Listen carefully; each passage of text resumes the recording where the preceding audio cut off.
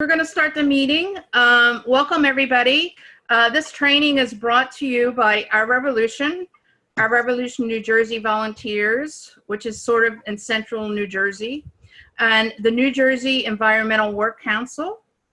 WEX links workers, communities, and environmentalists through training, technical assistance, grassroots organizing, and public policy campaigns to promote dialogue, collaboration, and joint action. Our presentation today is brought to you by Brandon Castro. He is a campaign organizer for the council. And their website, you can visit their website and learn more about them at njwec.org. I'm sure you will get a follow-up email in the end. I'm going to introduce to you Rich McFarland. Rich McFarland, he is Our Revolution New Jersey head volunteer. He's also a former Bernie delegate for New Jersey and a political consultant. And he's going to talk to you a little bit about this training and how it relates to the Bernie revolution. You'll probably be muted throughout the presentation, but we're going to have an open mic at the end. I ask that you all open up your chat windows, and in order to do that, if you scroll down to the bottom, you'll see a little kind of like a bubble, and it says chat. You're going to be asked some questions, and we're going to hopefully get some answers from you. Okay, Rich, you're next. Hello, everybody. I'm Rich McFarlane. I'm really grateful that you're here. I'd like to start off with the rules of inheritance. Now, ultimately, if you want to inherit money from your parents, they're going to have to obey these rules. Or if you want to leave money to your children, you're going to have to obey these rules. And these are rules that are unique to America. They don't exist in other countries. The first thing that you can't do is don't get sick. Because if you get sick and you get the wrong kind of illness, it's going to suck up every dollar that you have just trying to survive and get better. And then your kids can't get an inheritance. Now, the second rule is don't let anybody in your family get sick. That's the second rule. And the reason for that is if you love them enough, you'll end up using up all your inheritance money supporting them and trying to keep them alive. America is like this, other countries aren't. Now, the third rule of inheritance is don't get old. Because if you get old, you're going to get sick and you're going to lose most of your money. And that's really what's happening. What's happening in our country is they're fleecing every one of us after you work your entire life long. At the end or sometime along the way, you're going to get sick.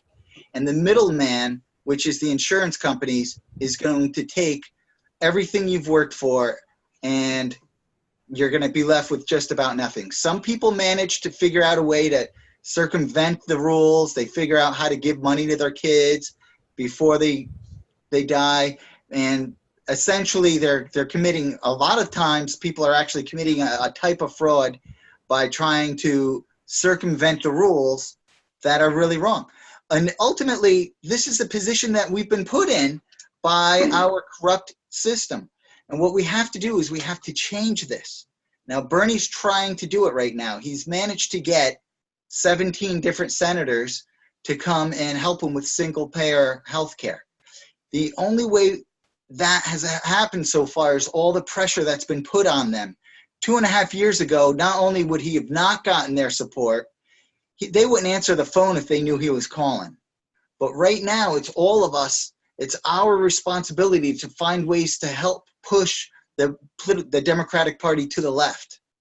And the way we're going to have to do this is first by taking it over, by running for the Democratic county committees and running for other political positions. And then also, we're going to have to push our own politicians to the left. We're going to have to actually protest Democrats who aren't for it. Right now in New Jersey, Booker is for single-payer health care. But he wasn't back in January when he voted against Bernie and his amendment. And ultimately, this is what happened to Booker. Everywhere he went in the country, he was booed. Then all of a sudden, he got religion on this issue. That's what we have to do to every one of these guys. Because what they want to do is come and lie to us. or tell us what they think we want. We have to be the ones to go to them and tell them what we want and what we want to have happen in our country.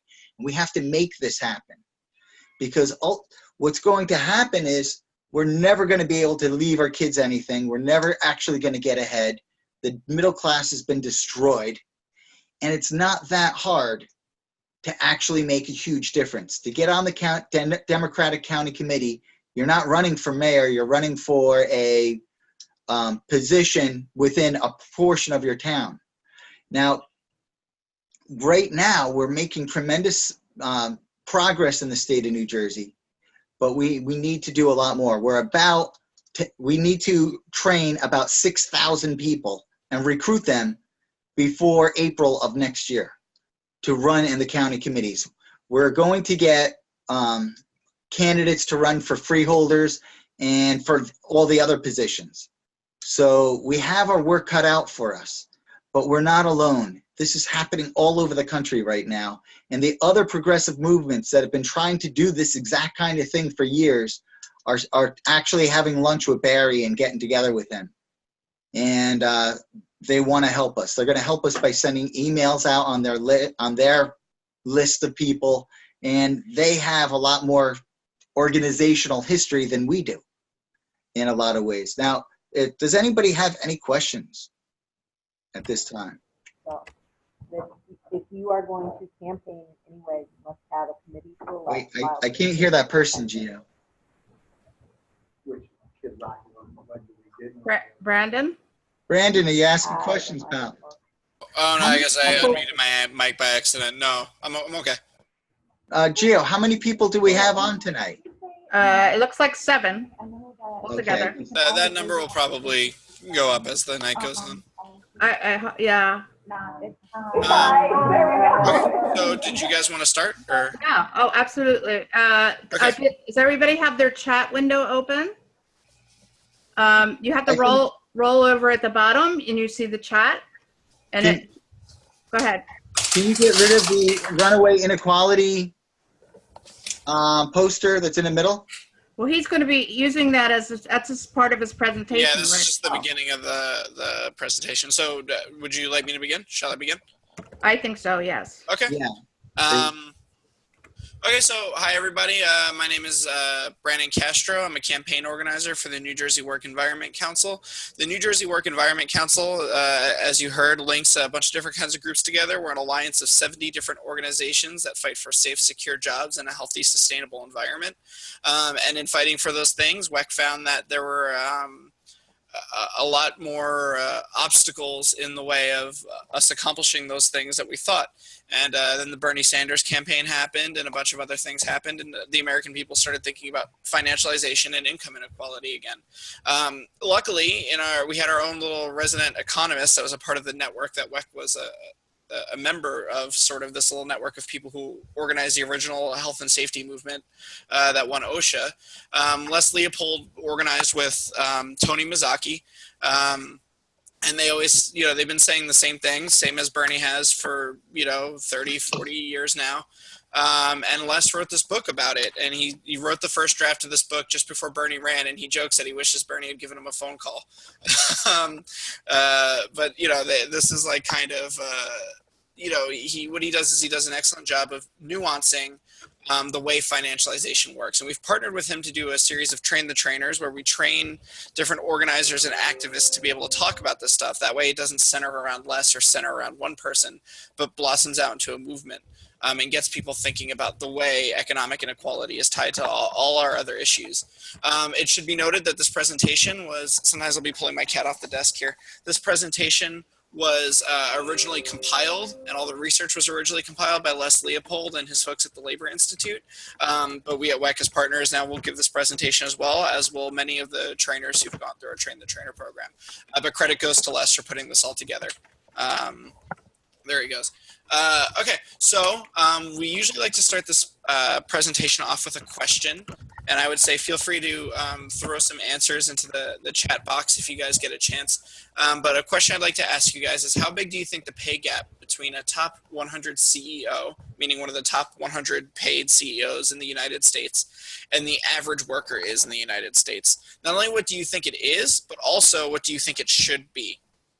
So what do you think it is, and what do you think it should be? If we can get some answers in the chat box, that would be great. And we'll read some of them out loud. Give you guys a couple seconds. Oh, so an example of a ratio would be like, CEO gets paid 10 to 1 or 100 to 1 or, 1,000,000 to 1.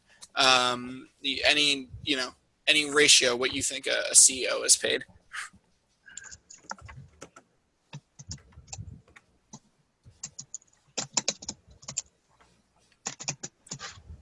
And I also think we have someone who's unmuted.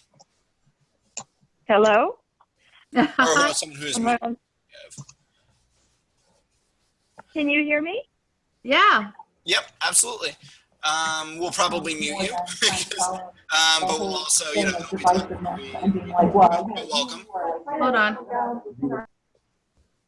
Oh, we got her. Sorry about that. Okay, so we have a guess of, let's see, 25 to 1. We have a guess of 1,000 to 1. We have a guess of 500 to 1. And we have should be's of 10 to 1 and 10 to 1. That is actually in accordance. So Les did a little bit of research, or he pulled some research that showed that most Americans think it should be anywhere between 4 to 1 and 10 to 1 is usually the range. It came out to an average of about 7 to 1. Is what most Americans think the wealth gap in the United States should be. Most think that it's about 45 to 1, 50 to 1. So you guys had some big guesses. 25 to 1 was close to what most people think it should be. But you guys might be horrified to learn that 500 to 1 and 1,000 to 1 are much closer to the truth, right? So the reality is that it's 844 to 1. That means for every dollar per hour the average non-supervisory worker makes in the United States, the average CEO makes $844. For every car you own, or every car you purchase, a CEO could purchase 844 of those cars. For every home, 844. And so in 1970, it actually was 45 to 1, which is what most Americans think it is right now. In 1988, it went up significantly. You can see 2010. By 2014, it was 844 to 1. And so how did this gargantuan leap in economic inequality occur? Economics are complicated, and we're often told that these things are impossible for us to understand, that this is just the way the market works. But I think we all know that that's kind of a load of crap. And so here's another way of showing that. So the average non-supervisory worker makes $38,000 a year. And the average, or one of the top 100 CEOs makes $30 million a year. And so so when we kind of asked this question, we came across this graph, which is, I think, something that folks see use actually relatively often. This is something that actually is pretty public. This is kind of a famous graph in several different incarnations. But what you see here is, I'll take it back a second. This red line represents productivity. It's a pretty accurate measure. We can measure pretty accurately the amount of stuff we make in the United States per year.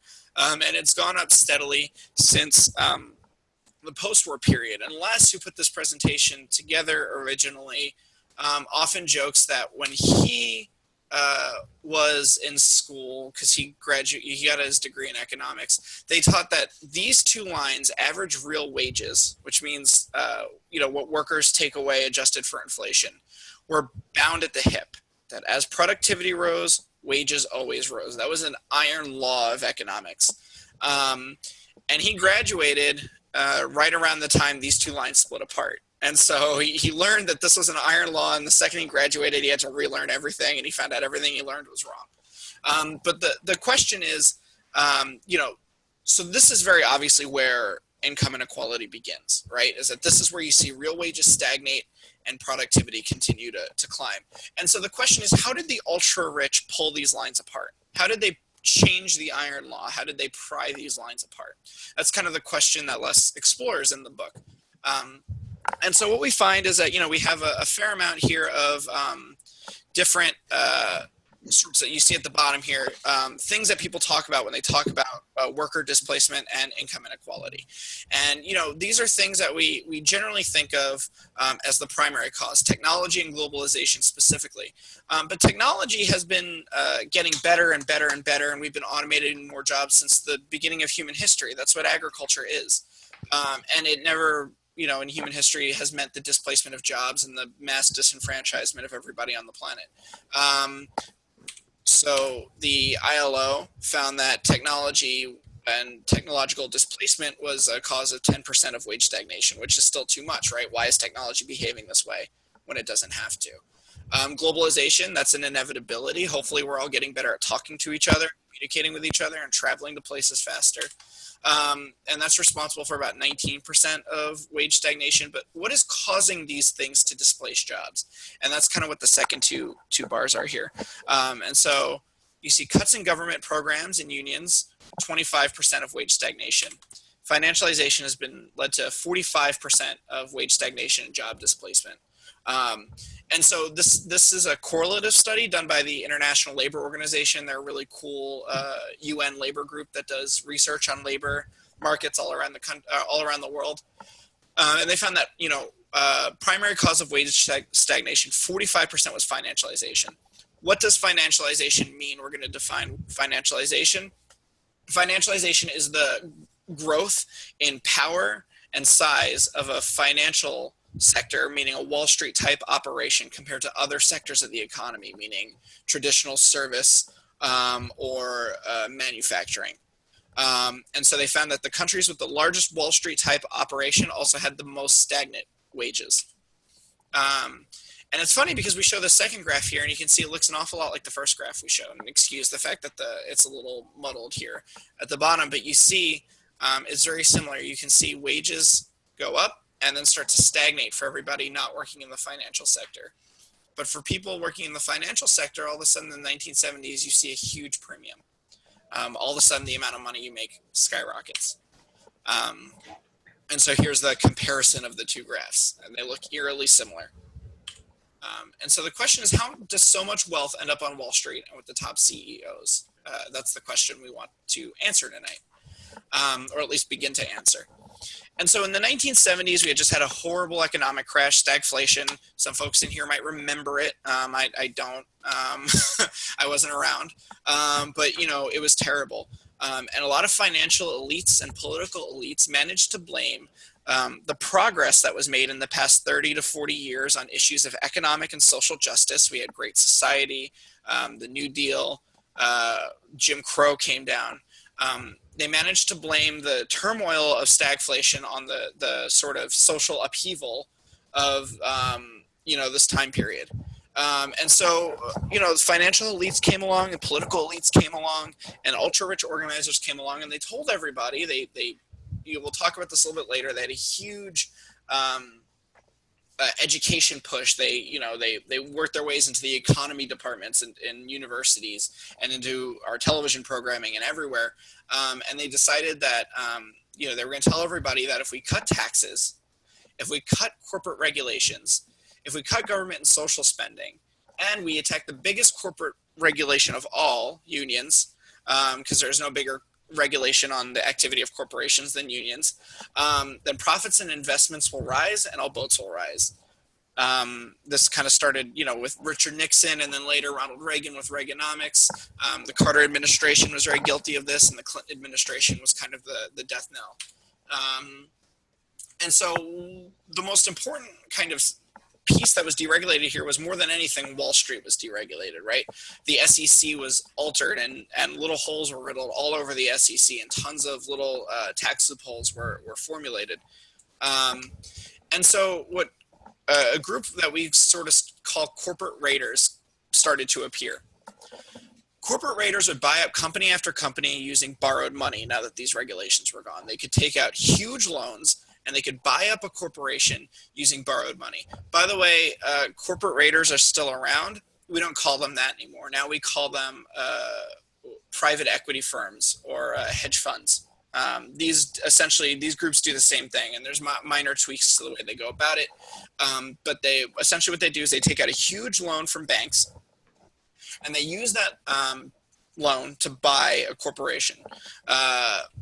So they bought the corporation using borrowed money. There's usually a little bit of money left off the top. They take some of that money for themselves. So they just essentially just embellished, right? Embezzled. They just took money from the bank and they just kept some of it for themselves. How is it embezzlement? They make the target company pay back the loan. So the corporate raiders take some of the loan as fees and special dividends right off the top. They give some to CEOs and bankers. The CEOs are the people working for them. The bankers, the people they borrowed the money from. Then they make the company pay it all back. And so I think a good example of how this works is imagine if you took out a loan to purchase a car, right? Take out a loan, you buy a car, and then somehow you make the car pay the loan back. You keep some of the loan for yourself because you took out a bigger loan than you needed to buy the car. And then the car pays the rest of the loan back for you. You would have to sell the steering wheel. You would have to sell the tires. You would have to sell the seats. In a corporation, what are the tires, the steering wheels, and the seats? Those are the workers. Those are the innovative programs. Those are the programs at GM that they devised to make green cars. These are the new programs they would have had that would have hired new workers. These are our wages. All of this is what is used to pay back the loan. And so, a lot of this money is now made in corporate debt. These corporations are saddled with all the debt that actually should belong to the investors. And so corporate debt explodes, but debt isn't taxable, right? And so here you can see. Mogul has not always embraced the UN. After his election, Trump said the UN was a club where people were involved. Trump was more conciliatory when members of the UN Security Council visited the White House in April. I have long felt the United Nations is an underperforming. Can we?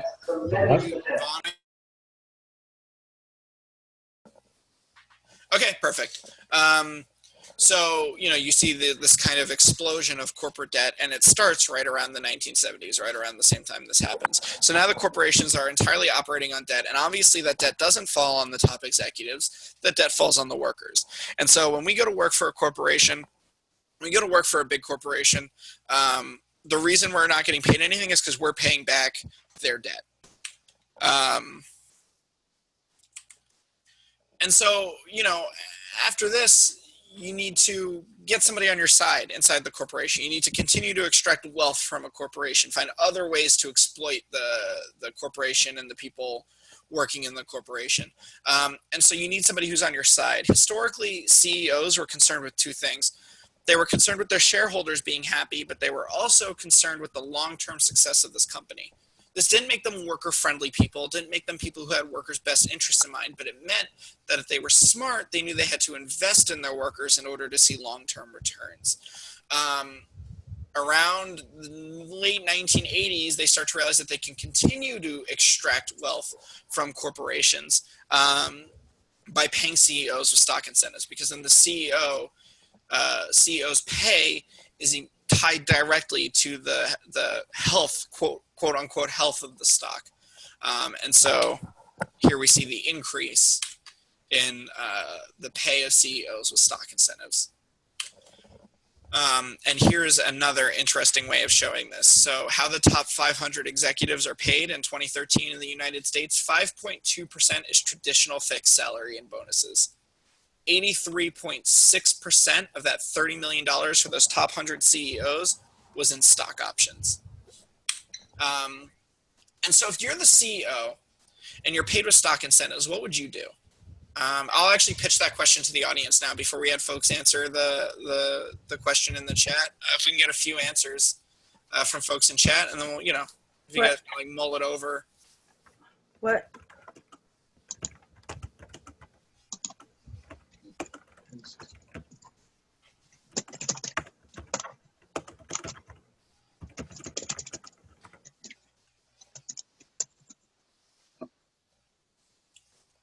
if you're the CEO of a major corporation, and most of your pay comes from stocks, so the higher the price of the stock, the more you're going to get paid this time around, what would you do? So I see make the price of the stock go up, buy more companies. And anybody else have any ideas? Can be done by buying stock. So that segues into kind of what we want to talk about, right? And so, your sole directive as the CEO becomes drive up the price of the stock. That's the most important thing. More important than creating innovative products, more important than creating products that sell well, more important than paying your workers or having a happy workforce, more important than having a happy consumer base is getting the price of that stock up, because that's more yachts and more cars and more homes or more money or more whatever for you. And so around the same time that all these rules change, it becomes legal under SEC rules for corporations to buy back their own stocks. This was previously referred to as illegal stock manipulation. And it still is stock manipulation, right? Because they're literally manipulating the price of the stock. But it became legal to do it in large quantities after 1978. This rule changed under Richard Nixon. And so you can see in 1981, the percentage of corporate profits used to buy back stocks was very minimal. By the time we hit 2006, it's gargantuan. It's huge. And as dips and dives, right now they're saying it's going to dip again. Because people are always trying to downplay this. This isn't a major economic or social issue. This is just the way finance works. So every company has they'll say, if you read articles about this, they'll say corporations only buy back stocks when they have extra money lying around, extra capital. Usually you can look it up, look up, stock buybacks, and you'll see, they'll say, this corporation has, 5 or 3 billion or million or 300 million or something sitting around in extra money that they don't need. So they're going to use it to do a major stock buyback, put more money into their pool of money that they use to do stock buybacks. And you can also look at the same corporation. I guarantee you a year earlier, their workers were striking, or they were trying desperately to avoid being unionized, or they were turning down giving their workers a wage somehow. And so this idea that corporations just have extra money lying around with no other investment options, so they might as well just buy back the stocks because who's it hurting, is ridiculous. And it's operating off of a sort of a set of assumptions that don't value workers and don't value the general health of our economy. And so, I want to stop for a second to sort of explain how a stock buyback works in case, folks aren't following. Imagine that I have a single share of stock, and my share of stock is in Our Revolution. Let's say Our Revolution is a publicly traded corporation. Would never happen, right? But let's say I have one share of stock, and then my cat, who's right here, also has another share of stock. And each of our stocks is worth $50, right? The company is worth $100. So let's say, I buy the one stock back, and I retire that share. My one share is now worth $100 because it's the only share that's left, right? It doubles in price. Take a share out of circulation, and then that increases the price of all the other shares because shares are now more rare. And so this is an artificial way to sort of inflate the stock of your company. And so you squeeze the target company to pay back loans and to buy back stocks. And so you need to siphon all the wealth out of the company to do that. And how do you do that? You downsize through layoffs, you ship production abroad, you sell off production lines and divisions, you speed up production, you raid pension funds or you discontinue them, you cut wages and benefits, and the whole shebang goes from the old model of retain and reinvest to downsize and distribute. So it used to be retain, meaning retain your profits as a corporation, reinvest them back into the corporation so the cycle continues. Money goes down, money comes up, to downsize and distribute, meaning cut the fat, get rid of as many parts of the corporation as possible, and then use that money to pay yourself, your shareholders, your investors, the banks, give them huge premiums and dividends and pay them a whole lot of money. And so that's the 4 methods of what we call financial strip mining. It's interest payments on massive debt, fees to banks, special dividends to corporate raiders, and stock buybacks, right? And the outcomes of this are average real wages stagnate. Like we said at the beginning, the wage gap right now is 800 between the top 100 CEOs and the average non-supervisory worker is 844 to 1. So average real wages stagnate, meaning people in middle class, people in every class should be making double what they're currently making if our economy was functioning the way it should be functioning. Financial and CEO incomes skyrocket. Of course, they use that power to avoid taxes and to hoard their money. Good jobs and benefits decline, makes us all pissed off. And this is sort of the way that outcomes, that financial strip mining affects us, right? This is the real impact. So how does financial strip mining impact our communities and the public sector? How does this relate to social issues, issues of social justice, and other issues of economic justice? Well, corporate and financial elites pour money into politics now that they're super wealthy, which means they have an enormous amount of influence, right? A lot of folks who are familiar with our revolution, this was Bernie's thing. This was a huge part of his platform. Was talking about the amount of money that goes into politics, right? And so one of the important things I want to talk about is that, in doing this work, I go out and I talk to a lot of folks who work in labor, right? A lot of folks privately have a lot of reservations about the leadership within their own unions. Sometimes they don't like the leadership. Sometimes they think the leadership is corrupt. That's understandable. I've seen it before. People feel that way about a lot of institutions. And then from outside of unions, you often just hear people talk about those damn dirty, rotten unions, right? That are, they pour so much money into politics. They're so corrupt and evil. So this is how much labor put into politics and super PAC contributions in 2014. It's $54 million. Seem like a lot. Single issues campaign, about $71 million. Seem like a lot. None of us have $71 million lying around. Corporations and finance put $343 million into super PAC contributions in 2014 on both sides of the political aisle. And so the next time you hear somebody talking about, big, bad, evil labor unions and their impact on politics, this is kind of what I say. Make sure you tell that person, well, you should look at how much corporations and high finance has poured into politics in the past, a decade or so. And so they win a lot of influence, and they win a lot of, we talked before about how the corporate debt is non-taxable, and they have all these kinds of loopholes to avoid taxes as a result of this. One of the biggest ones is that corporate debt works same as your mortgage. They can write it off. It's tax deductible. On top of that, a lot of their income comes from capital gains, which is only taxed at 20%. And so, in most states have a constitutional clause that actually says that their tax structure has to be progressive. That means the wealthy pay more taxes than the poor and the middle class. In most states now, we actually have a perfectly regressive tax rate. So 5.4% of the tax burden falls on the top 1% of taxpayers, 7% on the next 4%. You can see here to the lowest 20% income of taxpayers, the burden has fallen on them 10.9% of tax revenue is generated from the lowest income citizens of the United States. And not just, that includes undocumented people too. Offshore tax shelters cost us $150 billion a year. And so this is another, kind of piece of it. Offshore tax shelters got a lot of attention these past 2 years. They're a huge symptom of the problem. They're not the core of the problem. The fact that they can even get away with this is the problem. But one of the interesting reasons I like to show this is, I know this is a national presentation right now, but here in Jersey, we have a lot of trouble funding the pension fund. You could see New Jersey lost $2.8 billion in revenue in, what year was this? We gotta have the year around here somewhere.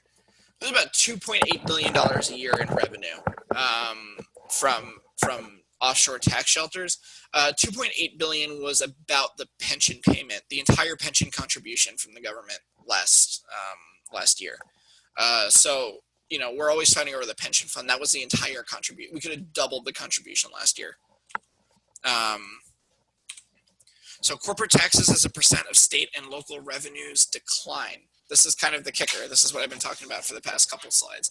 So you see in 1980, corporate taxes as percent of state and local revenues were 6.3%. That number is since close to halved in 2014. And hopefully we'll actually be able to update these numbers soon. Sometimes these numbers come along every 2 years, sometimes they come along every 4, and sometimes they come along every 5. And so we actually have people working right now on sort of updating this research. But 2014 was the last time we had this number, and it had close to halved. Wall Street Revolving Door makes the TPP work for financial elites. The slide is a little dated now because TPP got canned, not for the right reasons, got canned for terrible xenophobic reasons, obviously. You know, just a general trade is bad. There wasn't much economic nuance, I think, to the president's message. But, you know, the Wall Street Revolving Door makes TPP work for financial elites. So Michael Froman led the charge in the Clinton administration to repeal Glass-Steagall. Glass-Steagall was a very important piece of financial regulation which prevented commercial banks and investment banks from merging, right? So when we go to the bank and we put our money in the bank, that money is safe. It's not getting invested doing the same kind of risky activity that these hedge funds and private equity firms are doing.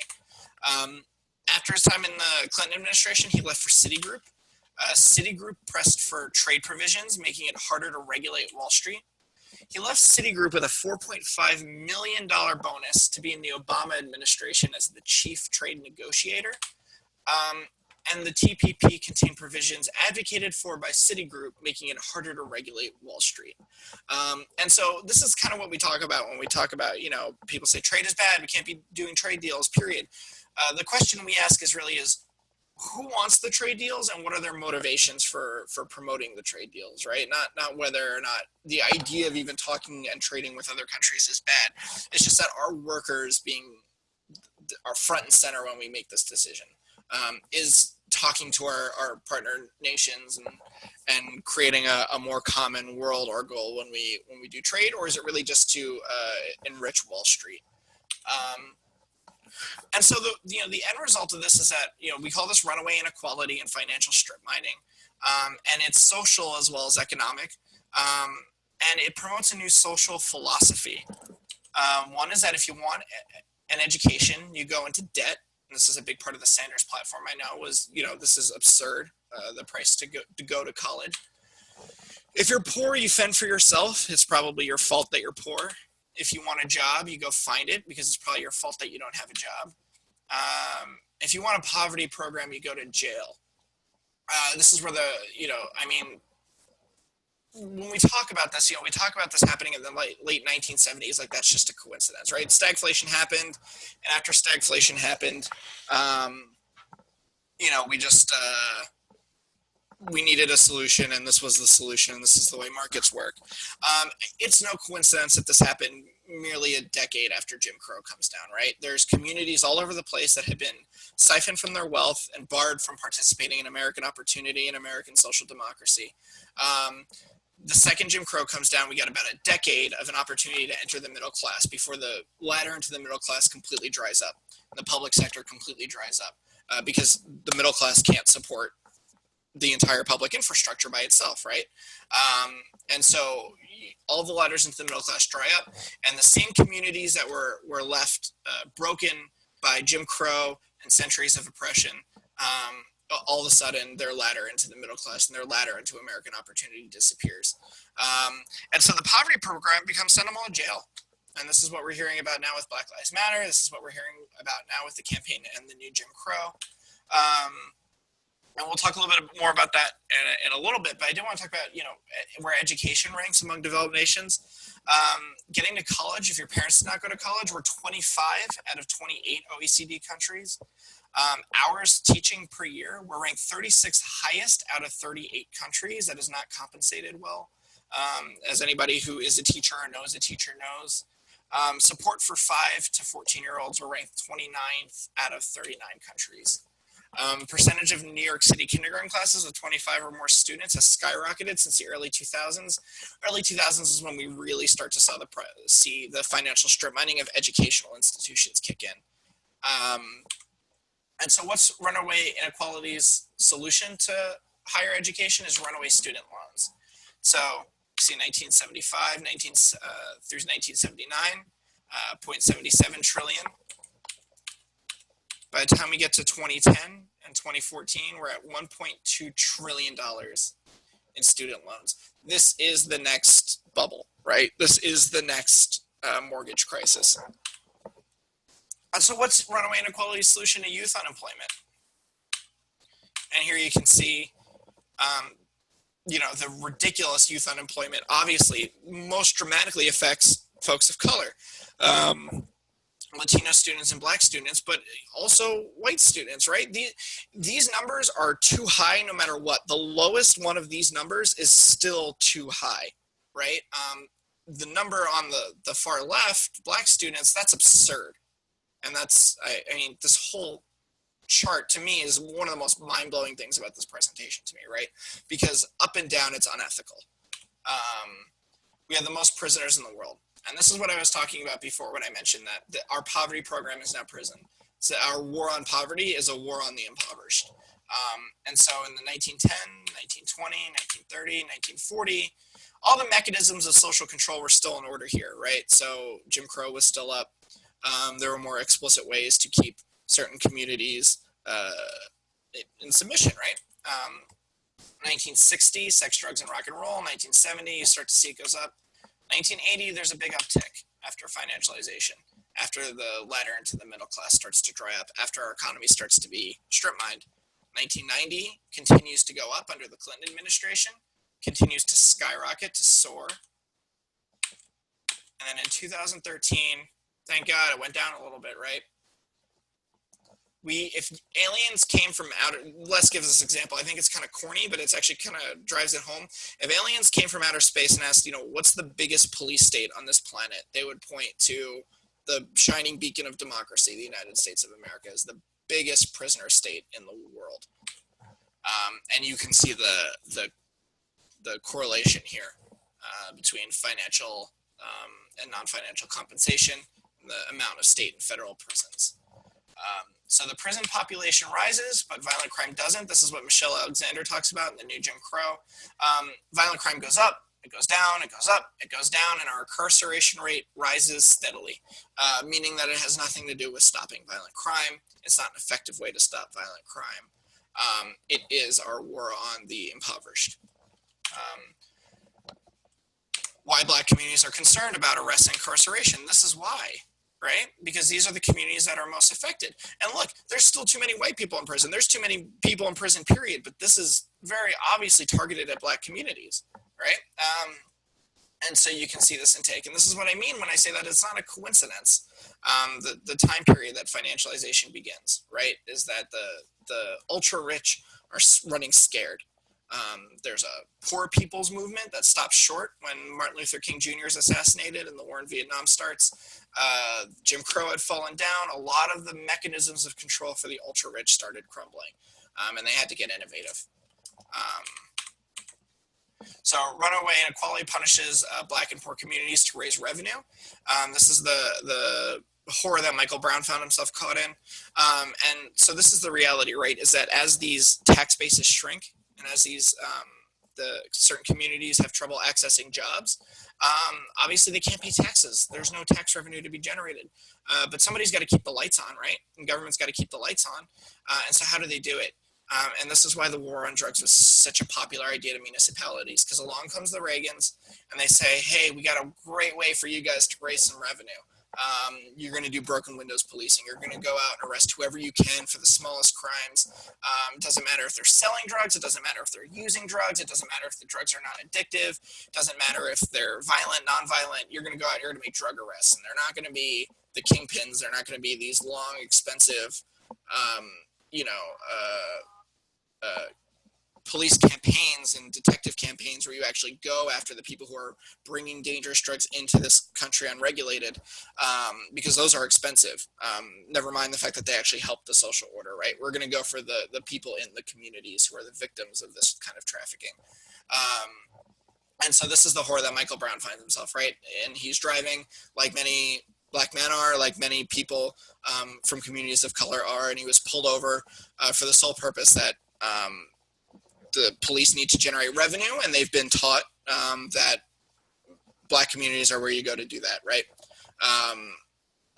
This is obviously has a social component as well, but for the people at the top, this is the economic reason why this happens. It's a method of economic and social control.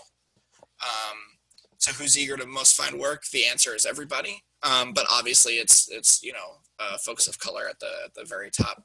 Percentage of jobless actively seeking employment. And this should dispel the myth that, somehow the racist myth that somehow Black folks aren't willing to work, or that these communities aren't trying to lift themselves out of the horrible poverty that's been inflicted on them. And so how did corporate interest win over the economy and our politics in the first place, right? So I just spent a lot of time kind of jabbering about the economics, the actual mechanisms of this. And I figured we'll save questions for the end.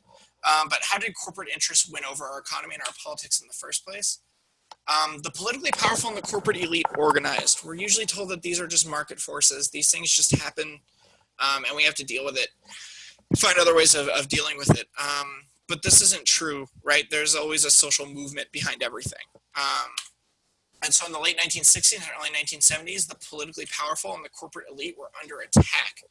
The old economic order was threatened from all sides. There were student protests, the civil rights movement, millions of workers on strike, growing consumer advocacy, and environmentalism. This was the time when Ralph Nader was actually like a popular guy, and he was talking about, all the ways in which corporations are screwing consumers over. This was a time when the civil rights movement was in full swing, and shortly after the civil rights movement, Martin Luther King Jr. was campaigning for a poor people's movement. He was saying we're all going to come together as poor people and demand basic rights. They wrote something called a freedom budget, right, which is very similar to Bernie Sanders' demands now. It was demanding the right to a job, or at least to equal pay. All these wonderful asks saying, we have the wealth here. We can build an economy that works for everybody. It scared a lot of people. The attacks were all aimed at fighting corporate power, not just making gains on a single issue. So this is the renter strike. This is when, renters came up and said, landlords are screwing us over.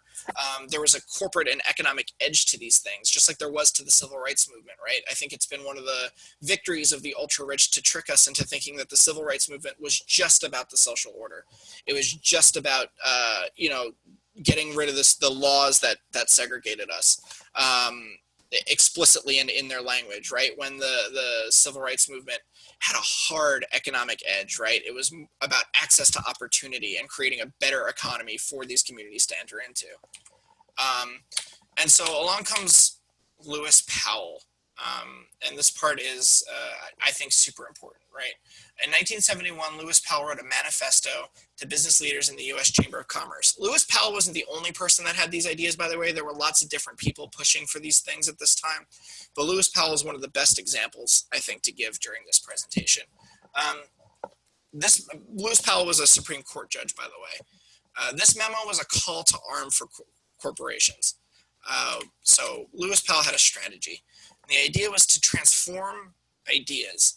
You didn't just change the economy. In order to really make the kinds of gains that the ultra-rich wanted to make in terms of resetting the social order involved transforming ideas. So what they did was that they went on an all-out sort of ideological assault on the order that was rapidly changing. They said they were going to create think tanks of eminent scholars, writers, and speakers to publish the information and do the speaking and clarify these ideas.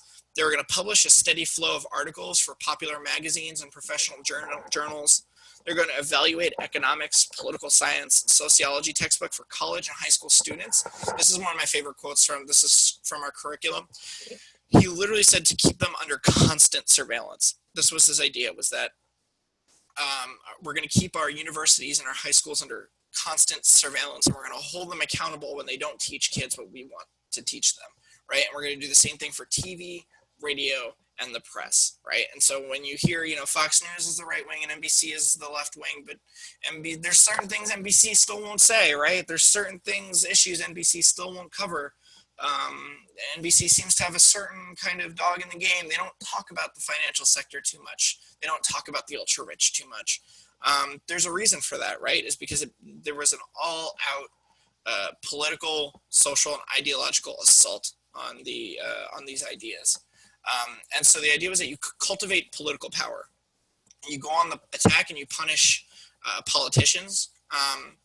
Corporations should not be ashamed of promoting their self-interest. This is super important, right? Because for a long time, corporations felt ashamed, right? It was shameful to say greed is good, right? This is 1980s. They decided all of a sudden that greed is good. Before this, you know, greed wasn't good. Why would any society teach that greed is good? And so the idea was that, no, we shouldn't be ashamed. We should come out of the woodwork and we should say, this is a good thing. Greed is good. They should get out of their silos and work together politically. So it didn't matter if you sold toilet paper. It didn't matter if you built yachts. It didn't matter what you did. If you're a corporation, we all have the same self-interest, even if we may compete when it comes to profit, ideology, et cetera, et cetera. And so he said that corporations should be in the ideology business. This is the birth of what we now call business activism. And so what do we do about Wall Street and runaway inequality? What are our lessons from the Powell memo? Key fact one, runaway inequality will not cure itself because it didn't get here by itself, right? The ultra-rich organized their butts off. They put in a lot of hard work. They put in a lot of hours, and they made these things happen, right? So if anybody ever tells you that this is just the way the economy works and there's no way to change it, the economy is just a big machine that you can't touch or it breaks, that's Lewis Powell talking. That's the success of his movement talking. Key fact two, it'll take a massive popular movement to counter this, right? They built a massive popular movement that involved them running people from the grassroots for Board of Education on upwards. That's what it's gonna, take for us to do. And so how do we build it? There's lots of different really cool organizations right now combating the ultra rich in their own silos, right? There's the CWA and tons of great labor unions that are striking and trying to rebuild their power after all of this. There's Black Lives Matter, which wins incredible gains at the local level. I went to school in New Brunswick, New Jersey, and the Black Lives Matter chapter there won a comprehensive civilian review board. The fact that I even got to be in New Brunswick and see that happen was pretty incredible. There's the People's Climate March, turns an absurd amount of people out a year. Fight for 15 is making gains all over the place. They won in Seattle. They got a bill to Christie's desk here in New Jersey that, of course, Christie vetoed. But we're all separate, right? There's no comprehensive analysis here. Our argument is that in the 1960s and 50s and early 70s, there was a comprehensive analysis. People understood that the ultra-rich were standing in the way of people uniting and demanding a better economy and demanding changes. And that's why they won such massive changes, because they understood that all of our self-interest was tied together. And so an example of a powerful anti-Wall Street movement, the populists of 1880 through 1896. This is the movement that would eventually win the New Deal. Of course, the New Deal isn't perfect. It's not complete. It excluded a lot of farm workers and agricultural workers. It excluded people affected by Jim Crow laws. But the New Deal is maybe one of the most comprehensive pieces of economic reform we've ever had in the United States. And so the populists they were a group that was diverse, highly diverse in the late 1980s. And they were demanding a cooperative marketing system owned and controlled by farmers. I mean, their agenda involved consumer and producer cooperatives. They wanted real public banks, which they won in North Dakota. They wanted public ownership of railroads and the telephone industries. And they wanted progressive income tax, right? These things don't sound so radical, actually. Cooperatives sound kind of maybe radical to modern ears, but public banks, we got a corporate Democrat in Jersey talking about this now, although we have some reservations about the way he might go about it. Public ownership of railroads, telegraph, and telephone industries, and progressive income taxes. This was novel. These asks were absurd at the time, and they won. Right? They won at least the third one, right? Public ownership of railroads, and telephone industries. And so, we have to ask ourselves, if we want to make this kind of big change, we want to do it right this time. We want to be all-inclusive this time. And we want to build this country into the country we know it can be. What's our agenda? And so the Public Need Over Corporate Greed campaign, that's our campaign in New Jersey at the Work Environment Council. That's our sort of chapter of Les's work, of Les's larger work of Runaway Inequality, has drafted a strong platform to mirror the bold demands of the progressive movement and the poor people's movement. We'll gladly send that out to you guys afterwards. It's kind of big, so I'm not going to put it in the PowerPoint presentation. But it's similar to Bernie's progressive asks as well. The idea being that we can make this kind of change again. This is possible. But what was also important for us to do was to draft a large kind of wonky policy demands for New Jersey, right? Because if we really want to make economic change, we have to understand the economics. And in Jersey, we have a horrible problem taxing corporations and generating revenue for our government so that we can meet these big, bold demands, right? And so we have a platform specifically aimed at New Jersey, specifically aimed at the local level, intended to generate revenue for the Jersey government and distribute that revenue in a more equitable way. And so that involves strengthening labor laws. It involves establishing a public bank that the charter comes from the people, and the bill that establishes the bank comes from the people, comes from us, and is democratically compiled. We are asking for the deprivatization of public services. And finally, at our wonkiest, we're asking for a total reformation of their tax policy in New Jersey, which we're in desperate need of. And we developed that in tandem with the New Jersey Policy Perspective, which is an excellent think tank here in New Jersey, which does tons of really cool research for various organizations here in New Jersey. And they're amazing. You should check out their work. Chris Christie is always screaming at them, and they're always writing excellent rebuttals. So that New Jersey Policy Perspective is a group we're checking out. First and foremost, we want a public bank, and we want the grassroots to have the voice in its formation. The public bank is really a novel idea. Phil Murphy in New Jersey has proposed it, but we want to make sure that it belongs to us and not to Phil Murphy. And so it's important for us to draft the legislation, which we're doing right now. We're going to be working in conjunction with Policy Perspective, we think, to hammer it out and make sure it's foolproof.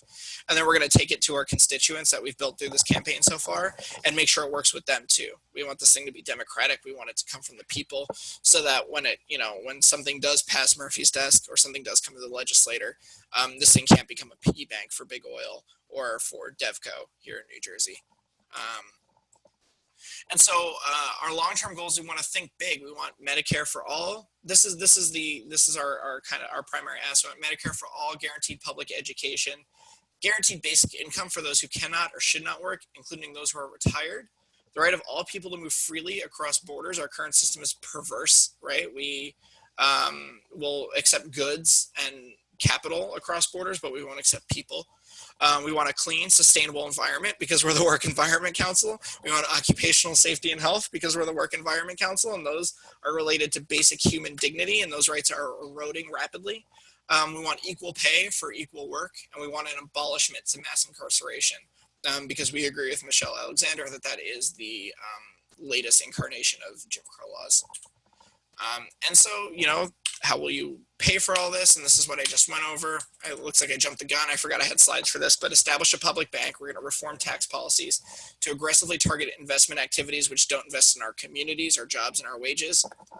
Strengthen New Jersey labor laws, including an increase of the minimum wage to $15 an hour. Now we agree with 15 now, that it needs to be established now, not an increase to 15 in 5 years.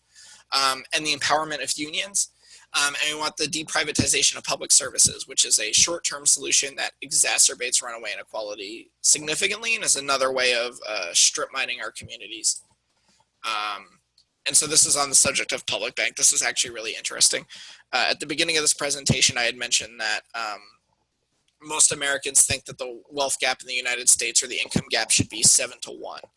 At the Bank of North Dakota, in which the investment activity that occurs is nothing like on Wall Street.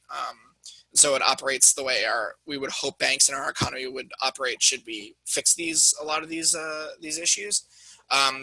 The income gap at the Bank of North Dakota is perfectly 7-to-1.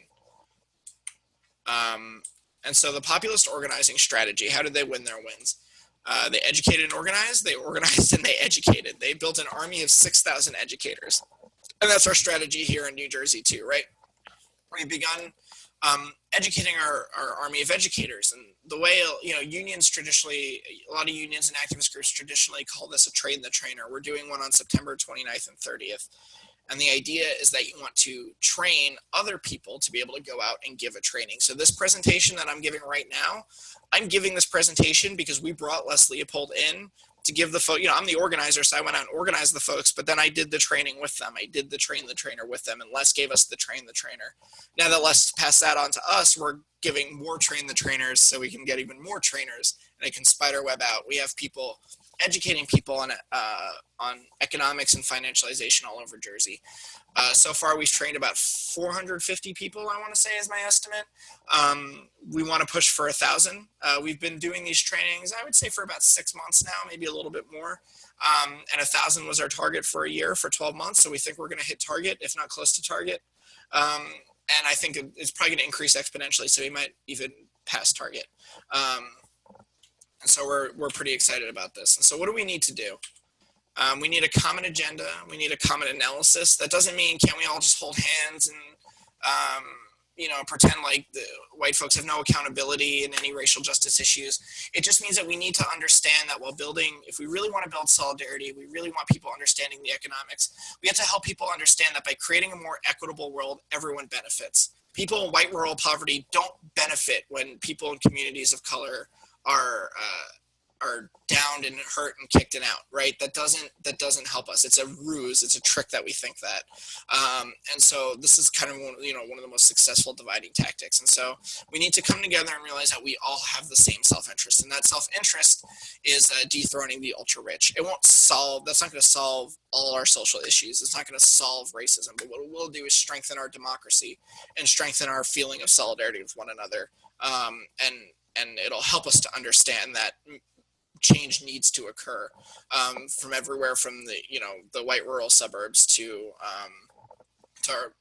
our inner cities.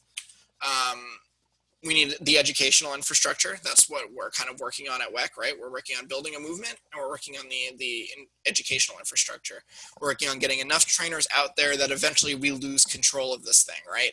That before we know it, and this has kind of happened already, some of my trainers, some of our trainers will come to me after having gone through the program a few months later, like, hey, I did a training for like 35 people. Here's the names. And I said, I didn't even know you were doing that training. That's awesome. And so that's what we really want to see. We want to lose control of this thing, sort of. We want to maintain control of the policy asks and maintain a structure there. But we want to build it up so that it goes without us. So there's infrastructure. We need a new national movement organization. That's what Les is working on with Runaway Inequality. So we call ours Public Need Over Corporate Greed. That was based on a survey we did out to a lot of members of NJEA. So the name isn't that, what's in a name. So the national movement is Runaway Inequality. That's what Les is working on, and that's him coordinating with people all over the country and partnering with people all over the country to build these. He's got folks in New York. He's got folks in Vermont. He's got folks all over the place. So if any of you want to talk about me putting you in touch with who Les is working with nationally in your states, I'd be happy to do that. I'll include my contact information after this. We need a new activist identity. We need a new hat. We need to be silo busters, right? We can't just be organizing in our silos anymore. We can't just say, well, I go to my union meetings and I have a lot of feelings about my union, but that's not political. And then I do this political thing, and that's separate from everything else I do in my life. That doesn't have to do with work or my family. We need to understand that this stuff creeps into every aspect of our lives, right? And so everything is linked. Our union meetings, our relationship with our bosses and our employers, and our activism, all three of these things are linked together. And it's critically important to understand the important role that labor plays in social movements, and that social movements play in labor having its successes and its power, and us having power in our workplace. And so we need an army of educators. That's my kind of ask to you guys. If you're out of New Jersey, I would say go to runawayinequality.com or runawayinequality. I think it's a .com, and check in with Les or contact me. I'll see what I can do about getting you guys set up in your state. But if you're in New Jersey, you can see here's a lot of the organizers and the activists we've trained already. And so, these were both great sessions. We had incredible groups, mind-bending discussions. It was incredibly organizationally diverse, meaning we had people from labor unions and people from environmentalist groups, people from all different kinds of groups coming together and sort of talking about how we can tackle these issues in New Jersey. And so I had an enormous amount of, I don't know if fun is the right word. Fun is partially the word. I had just an enormous time at these Train the Trainers, and we're doing another one on September 29th and 30th. I know that's right around the corner, but if any of you can attend, let me know. And we'd like to fast track you. That's going to be in Trenton. And so here's my contact information. Here's our websites. Feel free to write them down. And